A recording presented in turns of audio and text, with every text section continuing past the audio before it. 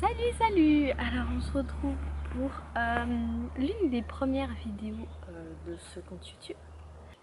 Donc on va partir sur une série qui s'appelle My Book et je vous retrouve en voix off pour expliquer un petit peu le concept. Donc le concept est simple, je vais vous présenter une image de mon parcours équestre qui m'aura marqué et je vais vous raconter un petit peu l'histoire de cette image. Et je trouve ça intéressant d'apprendre à se connaître avant de continuer le fil des vidéos.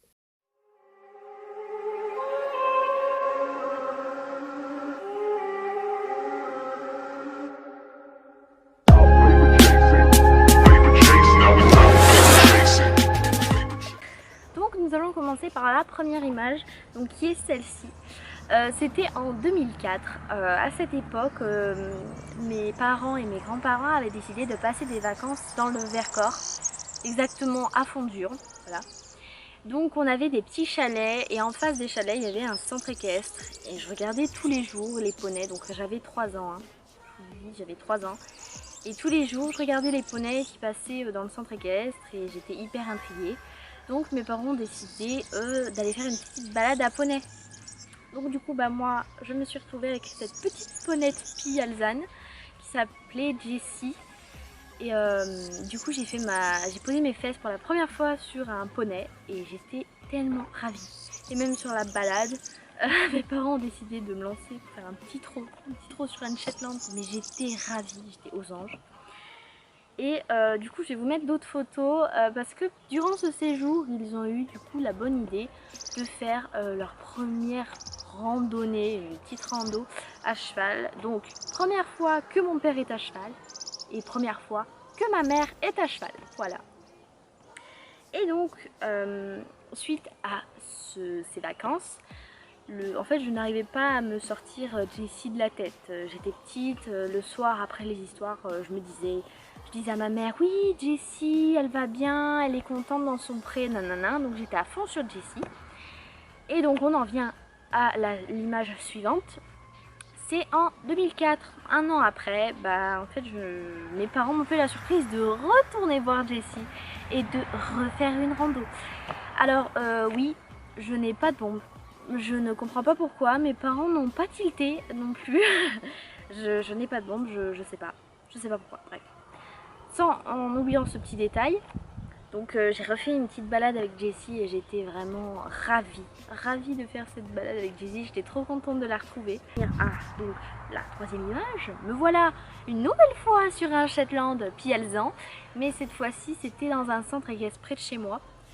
Parce que j'étais tellement bottée par l'équitation, par ces premières randos qui m'ont trop donné envie, que mes parents ont décidé de m'inscrire en centre équestre. Donc du coup me voilà sur le tout premier poney que j'ai monté.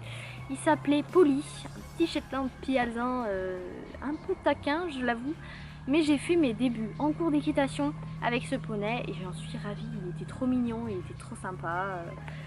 Ensuite on va se lancer sur des images un tout petit peu plus anciennes. Vraiment, où je sais même pas quel âge j'avais, hein, je vous dis franchement, c'était en 2010. Donc on se retrouve pour une image où il y avait un challenge à mon centre équestre. C'est là où j'ai pu avoir le plus de photos. Donc là on me retrouve sur un petit poney Camargue blanc qui s'appelait Radieux. Alors Radieux, c'était un poney que je montais régulièrement, que je montais souvent. À vrai dire c'est vrai que je montais pas mal de poneys à cette époque. Vu ma taille, vous vous rendez bien compte que je suis petite. J'en ai une autre de ce challenge, alors là par contre j'en ai une autre où je suis sur un grand dad gris. Et ce grand dad gris s'appelle Gamin. Et je commençais à le monter en cours et du coup sur ce challenge là j'avais proposé à ma monitrice, enfin j'avais demandé à ma monitrice si je pouvais le monter. Et elle m'a dit que je pouvais le monter puisque ça se passait très bien en cours. Donc sur ce challenge là j'ai monté 4 poneys. J'ai monté donc le petit gris que vous avez vu, le Camargue qui s'appelait Radieux, le grand Gamin donc que là vous voyez, et 2 autres poneys que je vais présenter juste après. Mais le tour le plus réussi était tout simplement avec Gamin quoi.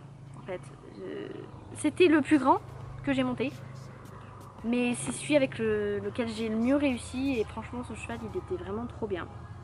Et ensuite on me retrouve avec le petit poney noir qui s'appelait Paco. Alors ce poney noir c'était toute une histoire aussi, c'était le poney le plus, comment on peut dire, le plus apprécié du centre équestre, le poney que tout le monde voulait monter, petit poney noir de sport, bien sympathique, gentil, mais énergique, enfin bon, toute une histoire. Du coup, non, je cite. Donc j'ai monté ce petit poney noir pendant le challenge qui s'est un peu bien passé, mais je me suis fait embarquer, donc c'était toute une histoire. Il y avait ma monitrice qui était sur le bord, elle me disait t'inquiète pas Cassandre, tout se passe bien. Mais non, j'étais stressée, je me suis fait embarquer, pourtant c'était le poney le plus gentil du monde, hein, mais non. Et ensuite on se retrouve avec le 4e poney que j'ai monté, qui était donc une jument Pie Alzane aux yeux bleus, elle était juste magnifique, et elle s'appelle Nouméa. Et bah cette jument je l'ai kiffée, sauf que j'ai un très mauvais souvenir d'elle. Sur un cours, et bah, je suis tombée 3 fois. Bah, après ça elle était vraiment adorable, hein. Et au passage je jouais des images de mes parents qui se sont mis à l'équitation aussi. Voilà, donc ma mère qui est à cheval et mon père qui est à cheval. Et d'ailleurs pour une petite anecdote, sur ce concours mon père est tombé.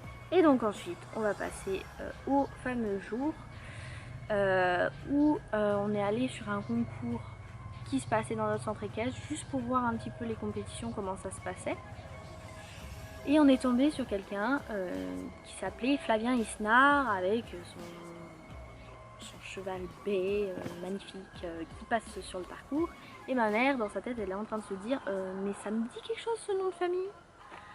Et en allant voir les camions, et ben on tombe sur Françoise Isnard, donc qui est la personne qui tenait le centre équestre dans le Vercors où j'ai monté pour la première fois.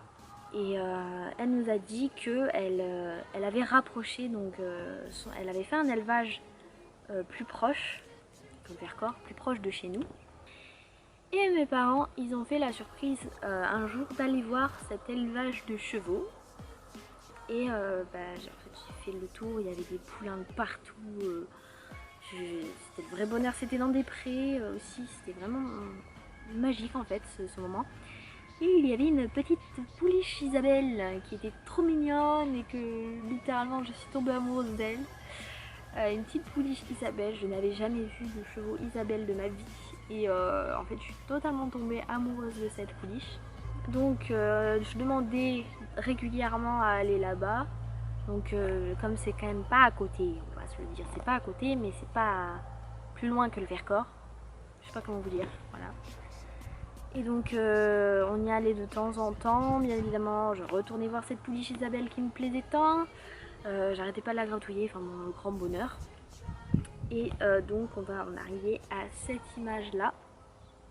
Et cette image là c'est le jour, donc c'est un an après que j'ai découvert Abaka. Parce que là on est en 2011 et on est exactement le 8 juillet. Le 8 juillet qui est mon anniversaire, voilà. Et mes parents m'ont fait le plus beau cadeau d'anniversaire que j'aurais jamais pu rêver. C'est qu'ils m'ont offert Abaka en cadeau d'anniversaire. Et cette image, elle a beau ne pas être la plus belle du monde, c'est celle qui me parle le plus parce que c'est vraiment ce moment-là où mes parents m'ont dit voilà, c'est ton cadeau d'anniversaire, Abaka est à toi. Je me suis retrouvée bien con face à la jument qui était sortie pour la première fois de son parc en école. Et en fait, j'ai vraiment été touchée sur le coup, je savais plus trop quoi dire. Et je me rappelle très bien ce moment où j'étais hyper active au domaine là-bas.